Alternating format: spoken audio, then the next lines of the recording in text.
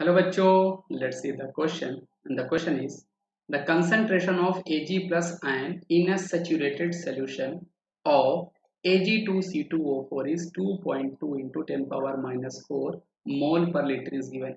Saturated solution हमारा वो solution होता है, देखो saturated solution में कोई भी हमारा आयन जो होता है, जितने आयन्स में मिल रहे होते हैं उसकी सॉल्युबिलिटी कहलाती है, क्योंकि वो हमारी वो कंडीशन होती है जो मैक्सिमम सॉल्युबिलिटी को दिखाया करती है। तो ये जो आपका Ag2C2O4 कंपाउंड है, ये आपका कंप्लीटली डिसोसिएट होके 2Ag plus plus C2O4 2 minus ion दे रहा होगा। तो यहाँ पर उसने क्वेश्चन में हमें बोला है कि the concentration of Ag plus ion in a saturated solution is given 2.2 into 10 power minus 4। मतलब ये जो 2Ag प्लस आयन है, इसका जो अमाउंट होगा सैचुरेटेड सोल्यूशन में, वही इसकी सॉल्युबिलिटी होगी, जो कि आपकी 2.2 into 10 to the power minus 4 हमें क्वेश्चन में गिवन है। अब हम निकालते हैं सॉल्युबिलिटी प्रोडक्ट। देखो ये आपका मोल पर लीटर में गिवन है, मतलब ये आपकी जो वैल्यू है ये आपकी मोलर सॉल्युबिलिटी होने वाली है। अब हम Ag2C2O4 का सॉल्युबिलिटी प्रोडक्ट निकालते हैं। तो देखो आपका ये जो Ag2C2O4 कंपाउंड है, ये आपको डिसोसिएट होके हमें 2Ag plus plus C2O4 2 minus हमें ये दे रहा होगा। अब इसका जब हम लोग सॉल्युबिलिटी प्रोडक्ट का जो फॉर्मूला बनाएंगे वो आपका कैसा बनेगा, देखो बच्चों यहाँ पर आपके पास 2 मोल है, इसलिए आपका बनेगा 2s का पावर ऑफ आपका ये 2 जाएगा मल्टीप्लाई बाय ये आपके पास एक ही मोल है, इसलिए आपका ऐसा आएगा।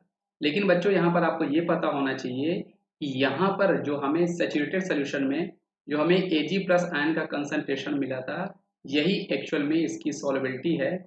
और ये जो वैल्यू है ये आपकी 2s वैल्यू ऑलरेडी हम वहां से निकाल चुके हैं। 2.2 इंटू 10 पावर माइनस 4 वैल्यू वो हमारे पास ऑलरेडी आ चुकी है।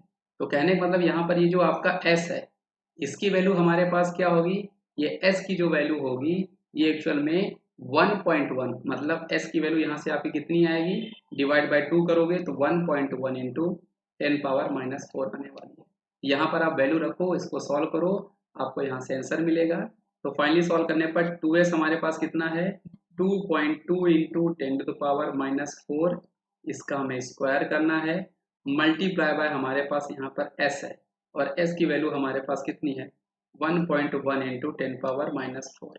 और सॉल्व करते हैं इसको हम लोग, तो 2.2 मल्टीप्लाई बाय 2.2 और ये मल्टीप्लाई बाय 1.1, और यहाँ पर देखो 10 पावर माइनस 4 का स्क्वायर करोगे 10 पावर माइनस 8 बनेगा, यहाँ पर है तो ये ओवरऑल आपका 10 पावर माइनस 12 बनने वाला है। अब आप यहाँ पर ऑप्शन से क्रॉस चेक करते हो 10 पावर माइनस 12 हमें किस केस में मिल रहा है, ऑप्शन ए और ऑप्शन सी में मिल रहा है। मतलब ये वाले जो आपके ऑप्शन है ये तो आपके ऑलरेडी कैंसिल आउट हो जाएंगे।